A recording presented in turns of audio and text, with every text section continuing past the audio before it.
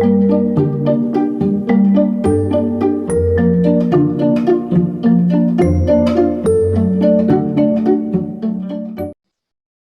evening to all of you. We are back again with another exciting session. I, Ajay Jha, on behalf of ACS India team, welcome you to ACS Science Talk. In today's session, we have Professor Yogesh Joshi with us. He is currently professor at the Department of Chemical Engineering, Indian Institute of Technology, Kanpur. Professor Joshi obtained his PhD from IIT Bombay and National Chemical Laboratory, Pune. Thereafter, he was a postdoctoral fellow at the Benjamin Levitch Institute for Physico-Chemical Hydrodynamics, New York. Professor Joshi's research interest is on understanding physical behavior and dynamics of structured fluids, which he'll be talking in today's discussion.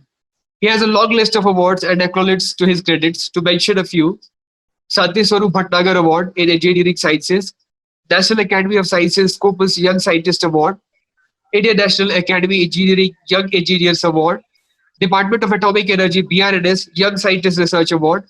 He is an elected fellow of National Academy of Sciences and Indian National Academy of Engineering. He is the senior journal Langmuir and serves as the advisory board member of several journals and different publishing houses of international repute. Before Professor Joshi starts, we have few instructions for the audiences.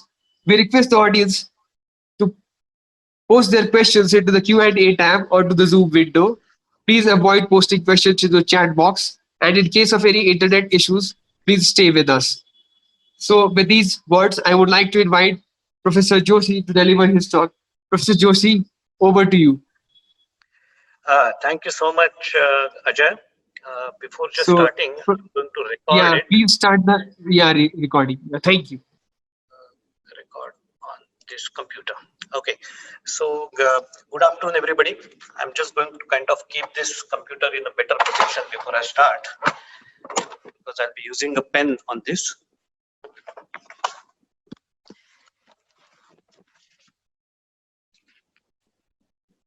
Yeah, so good afternoon, everybody.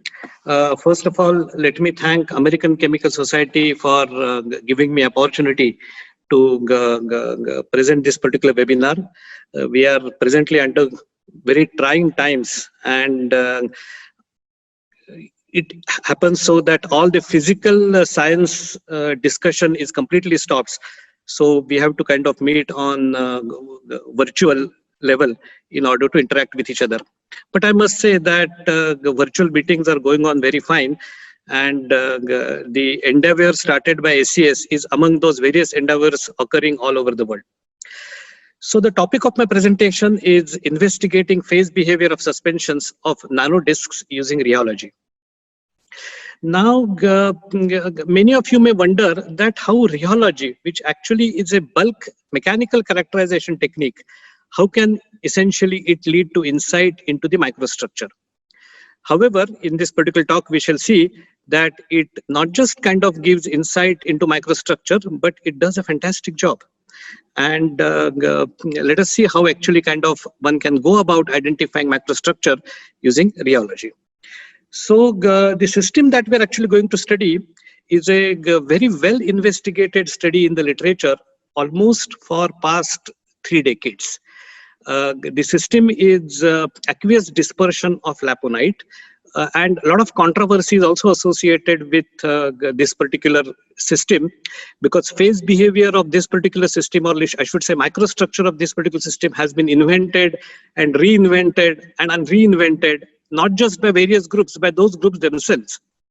So we have some contribution in this particular field, and I'm essentially going to share our story of this particular problem. So laponite, the smallest particle of laponite is actually kind of a disc-shaped particle. This is a nanoparticle. The diameter of this particular particle is 25 nanometers, and the thickness of this particular particle is 1 nanometer. And over this thickness, there exist 3 layers, wherein the 2 outer layers are tetrahedral silica layers, while the middle layer is octahedral magnesia layer. Now, the yellow circles that you see over here, these are essentially where, in principle, the magnesium atom is present. Now, isomorphous substitution of divalent magnesium by monovalent lithium, both are positively charged. Essentially what it does is that it creates deficiency of positive charge within this particular particle. All right. So for a unit cell, it creates essentially deficiency of about 0.7, and there are around 1000 unit cells per particle. So it essentially creates deficiency of about 700 electron charges per particle. And that essentially deficiency of positive charge is compensated by the sodium ions that reside in the interlayer gallery. When I say interlayer gallery, what you essentially have is you have these stacks of laponite particle, and in between two laponite particle, you can see here these red dots are kind of they represent actually kind of sodium atoms over there. So these sodium atoms essentially compensate the deficiency of positive charge in the laponite particle. But once you essentially disperse this in water, the particles exfoliate and these sodium atoms dissociate, which renders the particle negative charge. So faces of the particle are negatively in charge, and the maximum amount of charge faces can have is minus 700 electrons per particle. Now, edges of these particles are the broken crystals of laponite. So on the outer side, what you have is silicon oxide, whose point of zero charge in terms of pH is around 3.5, which means that below 3.5 it should be positive and above 3.5 it should be negative, while the middle part is MgO or MgOH, whose point of zero charge is 12.5. The laponite edge as a whole has a point of zero charge around 11. So when you add laponite into water, the dispersion pH goes to around 10, which suggests that the laponite has positive charge. Laponite edge has positive charge. Laponite face has negative charge. So this now is essentially a anisotropically charged particle, anisotropically charged tiny particle when it is dispersed in water. So in water, the various possible interactions that laponite particle can have among each other are as follows. What you essentially have is repulsion around the faces, because faces are negatively charged. The attraction of face and the edge. So you have attraction of face and edge. The van der Waals attraction is always present. And if you happen to add salt in this particular solution, then what you get is a dissociation of salt that essentially screens the charges available on the face. That kind of reduces the extent to which repulsion is experienced by the surrounding particles, so that by addition of salt, the repulsion reduces. All right. So these are essentially kind of various interparticle interactions that are available in laponite system. Again, why laponite? It's a synthetic clay produced by a big company, but it has huge industrial applications. Means, of course, their website writes of several applications. We shall not go into the details of all the applications, but to name a few, it's a very important ingredient, various agriculture formulations, general industrial or general household formulations, and polymer paper, as well as personal care type of formulations. Means it has huge amount of applications, and extremely small amount of laponite actually is sufficient to kind of give a good flowable or desired consistency to the product. So since this is so popular industrially, this also kind of needs to be studied in depth. So what I'm going to do is that I'm going to kind of first of all define the problem, exactly what we plan, what is the question that we're trying to answer over here. And in order to do that, I must come out of this particular presentation mode, because this video won't play in the presentation mode. So let me just show you this presentation video now. So what we are essentially doing is that we are adding 3 weight % laponite in water that contains 5 millimolar salt. And laponite has a density of around 2.53, specific gravity of around 2.53, which means that 3 weight % is of the order of 1.2 volume %. And salt essentially expedites the whole process. So when laponite is added, the material becomes translucent, the solution becomes translucent, and eventually it clears. When it becomes clear, essentially you get so clear solution that you may confuse it with water, when you see it with naked eyes. So after 30 minutes of stirring is done, you kind of keep it for a few hours. And as you can see that with merely 1.2 volume % of solids in this particular water, within few hours, the liquid solution gets transformed to a soft solid. Yes, Ajay, any problem? Professor Joshi, yeah, sorry to interrupt. The video is not visible on the Oh, is screen. that right? Yeah, so I think you would have to share that video. Oh, I'm sorry. I'll do that. Okay, Yeah, let me please. do that again. I'm so sorry. Okay, so I'm sharing it. Okay, let me show this video again. So what has been done? I've already given the commentary of the video. Let me say it again. That you take water and you add laponite into it. This is 3 weight % laponite. That comes out to be around 1.2 volume % of laponite. But our observation is that it happens beyond 0.8 weight %, 0.8 volume % laponite. Initially, solution becomes translucent, then it clears out. When it clears, it becomes so clear as if you will mistake it for pure water. And after stirring, if you keep it for a few hours, then initially perfectly liquid-like solution gets transformed into a soft solid that can support its own weight, suggesting that this 0.8 volume %, in this specific case 1.2 volume % particles, they self-assemble, they arrange themselves in such a fashion that you actually get a complete solid-like transformation, solid-like stiffness to the material. The question that we want to raise here is that what kind of self-assembly these laponite particles indulge in that gives this particular solution such a high stiffness. Okay, and this essentially is the question that we are going to address in this talk. Okay, so let me now again come out of this, stop share. So the question that we are now going to address is that how these laponite particles self-assemble in order to get us that particular stiffness. All right, Ajay, is it now visible? Yes, Professor Joshi. Okay, thank you so much. Okay, Thank so the as I said that the work on this particular topic is going on for past 30 years. And after literally speaking hundreds of papers on this particular topic, the microstructure, I should say contesting microstructures for the considered stiffness of the material are essentially these two. One is attractive gel, where various laponite particles essentially kind of get arrested in house of cards structure, which essentially is formed by negative edge to positive, negative phase to positive edge bond. So this is one structure. The other contesting structure is a repulsive Wigner glass structure, where the particles actually do not touch each other, but they remain self-suspended in the repulsive environment created by the surrounding particles. Now, in one case, the particles touch each other with an attractive bond. It's a network-like structure. It's called attractive gel. In the other case, particles do not touch each other. They are essentially self-suspended in a repulsive kind of environment. So this structure is reminiscent of a glass. It's a repulsive glass. Therefore, it's also called a Wigner glass. All right.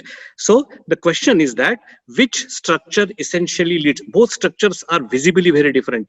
Both structures' characteristic features are very different. So obviously, both structures or their combination cannot be kind of present in the material. Either one of these has to be present. So as I said, past 30 years, people have been proposing, and there have been several phase diagrams available in the literature. But before going to phase diagram, let us kind of first try to understand the theoretical difference between a gel state and a glass state. So that is simply done by plotting density as a function of length scale at a given point in a material. If that length scale is very tiny, then we know that as length scale is increased, the density fluctuates, and beyond a certain characteristic length scale, which we call here L star, the density becomes homogeneous. All right. This characteristic length scale beyond which the density becomes homogeneous is essentially the characteristic length scale of that material, and you can get that characteristic length scale of the material by carrying out scattering experiments. All right. So the gel is that material which is homogeneous beyond the length scale, which is much greater than the interparticle distance. So if the interparticle distance or the typical particle length scale is much smaller compared to this length scale beyond which it becomes homogeneous, then it's a gel. But if both the length scale are of the same order, then it's a glass. So it's a classical definition of gel versus glass. And since this characteristic length scale can be obtained by scattering studies, many scattering techniques have been used in the literature in order to obtain the state behavior microstructure of this particular material. And as I said, that there are many phase diagrams, and we shall now study various phase diagrams actually. I'm not going to go into the details of the phase diagram, but the very first phase diagram or state diagram, then it used to be called phase diagram, but since it's non-equilibrium material, we'll call now it as a state diagram. So first appeared around 25 years back, and typical any state diagram of Laponite, essentially the two axes are, the horizontal axis is always the concentration of Laponite in terms of weight %, while the vertical axis is always the concentration of either salt or ionic concentration. All right. So this very first phase diagram essentially suggests that the sol to gel transition occurs at around 2 weight %, and at high ionic concentration flocculation takes place. However, although these authors mention over here gel, in 95 they did not have this microstructure of gel in their mind. What they essentially had in mind is the material has a consistency of a gel. Okay, and that's why they call it gel. But in later phase diagrams, people started making distinction between attractive gel, repulsive glass, so on and so forth. As I again said, I'm not going to go into the details of all the phase diagrams, but I'm going to just show you the phase diagrams. So this is the same group revised their phase diagram in 1998. Then there is another phase diagram. This is from group in France. Then there is another phase diagram. This is a group from Rome. This is the same group from France has kind of revised their phase diagram, and this is another revised phase diagram from the group of Rome. But this phase diagram essentially forms the basis of our work, because when we were actually kind of started working on this, or when we started really working on the state behavior of this particular material, this was the phase diagram that was available. And this phase diagram has been obtained by carrying out X-ray scattering experiments, particularly small angle X-ray scattering experiments. Again, the horizontal axis is concentration of Laponite, vertical axis is concentration of salt. And what these particular authors propose is that about 2 weight %, system forms Wigner glass, while below 2 weight %, system forms gel. At sufficiently high level of salt, system forms attractive glass or unknown kind of gel type of system, while at very high concentration of salt, system essentially undergoes phase separation. So this essentially kind of is the phase diagram proposed in 2011 in their soft matter paper, and this was essentially kind of the basis on which we started working. Now, our group as well as many other groups worked on this particular system and tried to implicitly obtain the microstructural information. And whenever kind of we tried to do that, we could not kind of get the repulsive glass region in this particular domain. So what we always obtained is attractive glass throughout, attractive gel state throughout kind of the system. All right. So, but we did not have proof. So the proposed phase diagram we have to accept with our disagreeing results. All right. So when kind of, so this was essentially kind of the state of understanding up to 2015 or something like this. And whenever kind of I think of this question of Laponite phase diagram or Laponite state diagram, Laponite microstructure, I often kind of remember this fable of elephant and blind men. So this elephant is like, let's say, microstructure of Laponite, and all of us are these blind men, and our hands, which we can feel, which we can use to feel the structure, are various characterization techniques that we use. All our characterization techniques are different, and we have a different answer, and we are essentially kind of contesting my finding versus your finding, and how I am right and you are wrong, so on and so forth. What is needed is a big picture, a characterization technique probably that can touch all the aspects of this particular elephant. And let us see whether rheology can do that job or not. All right. So many will wonder that how rheology is able to identify macrostructure. But one thing is clear, that rheology can very clearly identify or distinguish between a solid, elastic solid state and viscous liquid state. All right. So elastic solid state, the stress is always proportional to strain with a proportionality constant as modulus. While in case of viscous liquid, you have stress is always proportional to rate of strain, which we call shear rate, with proportionality constant as viscosity. All right. So in case of solids, stress is proportional to strain. In case of liquids, stress is proportional to rate of strain. All right. In case of viscoelastic liquids, I'm just kind of showing you an example of lotion, which is viscoelastic in nature, where stress is a function of strain and its higher derivatives as well. All right. So there is class of system which is in between elastic solids as well as viscous liquids, which are called viscoelastic. And depending upon its nature, its constitutive equation or its relationship between stress and various derivatives of strain can be a bit complicated, which is essentially represented over here by this combination of springs and dashpots, wherein elastic solid is represented by a spring, viscous liquid is represented by a dashpot, while the viscoelastic material is represented by a combination of springs and dashpot. All right. So typically what is done is that when it comes to characterizing a soft material, what is done in rheology is you subject your material to small amplitude oscillatory shear, which simply means that you subject your sample to oscillatory strain field, where this is the amplitude of strain. And this amplitude of strain is usually so small that it does not affect the structure. It does not kind of influence the structure, so that you can apply this particular flow field, and you cannot, while doing so, you need not disturb the structure. All right. So this applied strain field is shown over here. This is the applied strain field. While the applied strain rate field, the consequent applied strain rate field is essentially this. Okay, it simultaneously gets applied. When sinusoidal strain gets applied, sinusoidal strain rate field also gets applied, which is in the cosine form. And you can see over here that both the strain field and strain rate field are perfectly out of phase with each other. All right, they have to be, because they are derivative of each other. The strain rate is derivative of strain. Now, if you kind of measure stress response for such system, and if that system is solid, then what you will find is that the stress response will be perfectly in phase with the strain.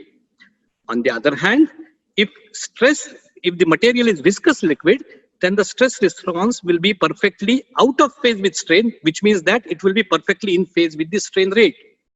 But now we saw that material is viscoelastic in nature, which means that it will have some solid-like properties and some liquid-like properties, which means that the stress response now will be in between that of given by this sine and cosine, which essentially means that it will get shifted by this angle delta with respect to the sine wave, which is the strain wave that you have applied to the material. All right. So this delta will be absolutely 0 for solids. Delta will be 90 or pi by 2 for viscous liquids, and it will be between 0 and pi by 2 for all the other viscoelastic materials. Now, this stress response can now be bifurcated into two components, one which is in phase with strain and other one which is in phase with strain rate. All right. So the modulus associated with that part of stress which is in phase with strain is called G prime, while which is out of phase with strain, it's called G double prime. And you essentially have G prime as elastic modulus, while G double prime as viscous modulus. The tan delta is essentially the ratio of G double prime and G prime. And as you will see that this tan delta essentially plays a major role when it comes to distinguishing the microstructure, as we shall see in the later slides. All right. So first try to put this particular problem in perspective. What you essentially have is that these are the laponite particles in a cluster form, in a dry powder form, and when they are kind of dispersed in water, they essentially exfoliate, and eventually such kind of state gets transformed into this, it forms attractive gel, or this state, if it forms repulsive glass. All right, which means that if this state is undergoes sol gel transition, or if this state is formed, then it must undergo Sol-glass transition. Now, rheology kind of is being studied for around over past 100 years, and since advent of polymers roughly around 60-70 years back, rheology has been a very important characterization tool to essentially study polymers. Now, polymeric systems both undergo sol-gel transition as well as sol-glass transition. All right, so we have a lot of information, a lot of experience with us from the polymer literature, and we are essentially going to use that experience in order to distinguish the phase behavior or state behavior of the present material. So when it comes to rheological signature of a gel state, essentially gelation transition is that transition when you have a percolated state, and that point at which that percolated state gets formed is known to be independent of observation time scale. Now, in this case, when you apply a sinusoidal strain or oscillatory strain field, observation time scale is nothing but inverse of frequency. All right. So gelation transition by that definition then becomes independent of frequency. On the other hand, glass transition as a definition, it depends on time scale.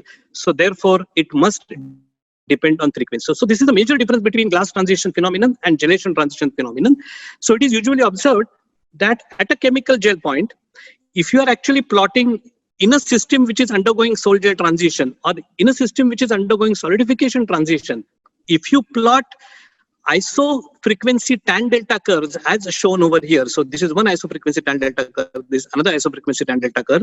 So if you plot isofrequency tan delta curve, then for a sol-gel transition, all the isofrequency tan delta curve coincide at one point, and that particular point is known as critical gel state.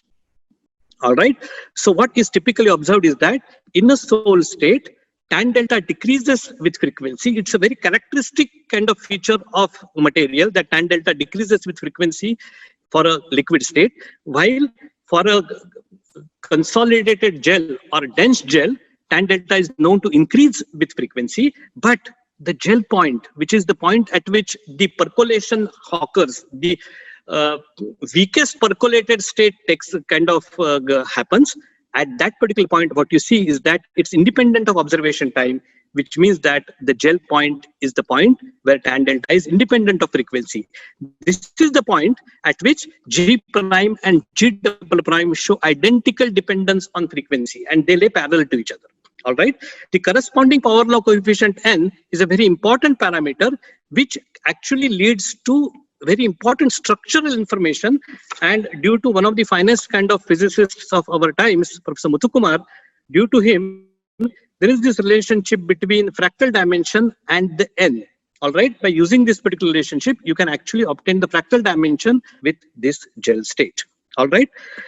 Glass transition, on the other hand, is the one where G prime undergoes a very significant change. G double prime also undergoes a very significant change.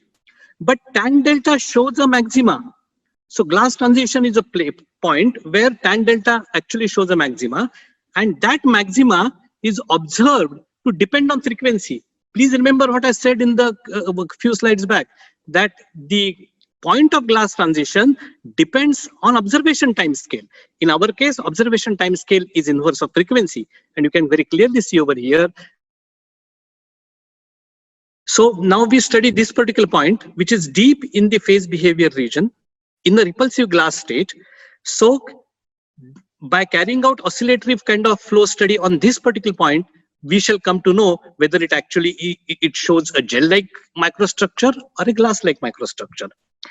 And very interestingly, we got a beautiful signature of attractive gel state, where isofrequency tan delta curves, you can see over here, these are the isofrequency tan delta curves. They essentially coincide. Yes. So let me kind of go back here. So what I was saying is that we study this particular system to begin with, which is deep in repulsive glassy state. So studying this system using rheology should give us kind of the information whether which kind of microstructure do we get. And this is what we obtained. What we obtain is the tan delta curves show that identical signature which is observed for polymeric material undergoing cross-linking reaction, undergoing sol-gel transition, where all the tan delta curves essentially kind of intersect at one particular point and then they diverge. Okay. The point of intersection, you essentially observe that G prime and G double prime also lay parallel over here, with this to be frequency dependence, which suggests that N is essentially 0.283. All right. So with this rheological confirmation that that specific point actually belongs to the attractive gel state, now what we do is that we study far more systems than or we study as many systems as we can practically possible. And you can see that most of these systems are proposed to be in the repulsive glass state. And astonishingly, all the systems that we study show characteristic signatures of sol-gel transition. All right. The time at which the sol-gel transition occurs, which is plotted here as a function of concentration of laponite at different salt concentrations, what we observe is that the time at which this sol-gel transition occurs decreases. These are for individual salts, so decreases with concentration of laponite. But if you add salt, then addition of salt also decreases the time. You can see that this is for 0 millimolar, while this is for 7 millimolar. You can see here that the time significantly decreases by addition of salt. So it also makes sense that with addition of salt, the repulsive environment decreases, and now particles are can much easily approach each other in order to form this structure. All right. So this is what happens with respect to gelation time. And then also we obtain the fractal dimension. What we observe is that fractal dimension is a strong function of laponite concentration, but is a weak function of salt, which suggests that addition of salt essentially kinetically affects the gelation process, but not much structurally. All right, kinetically addition of salt expedites the gelation, but structurally the gelation, the structure pretty much kind of remains intact. So this was quite significant kind of finding, and when we were kind of wanting to publish it, the reviewers were still kind of not agreeing with us that, well, you may consider rheology to be a great tool, but we need something which we can believe in with our own eyes.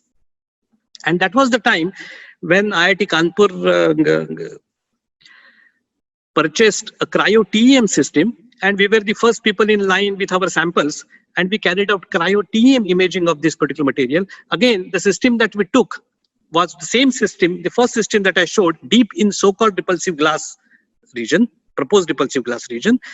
And what we observe is something like this. Far from being a repulsive glass, this actually very clearly shows a percolated network over here. So this is over 50 nanometer magnification. So this is 50 nanometer, while this is 200 nanometer magnification. And if you see, this is actually 1 micrometer magnification over here. You can see a very beautiful network. And please note that this is just the 2-dimensional image. All right, network is actually 3-dimensional. All right, so we get beautiful kind of vindication of our rheological results. All right, so with this, we propose a phase diagram wherein we consider this particular whole region to be attractive gel state, but we differentiate something below 2 weight% and above 2 weight%. That differentiation is very subtle aspect.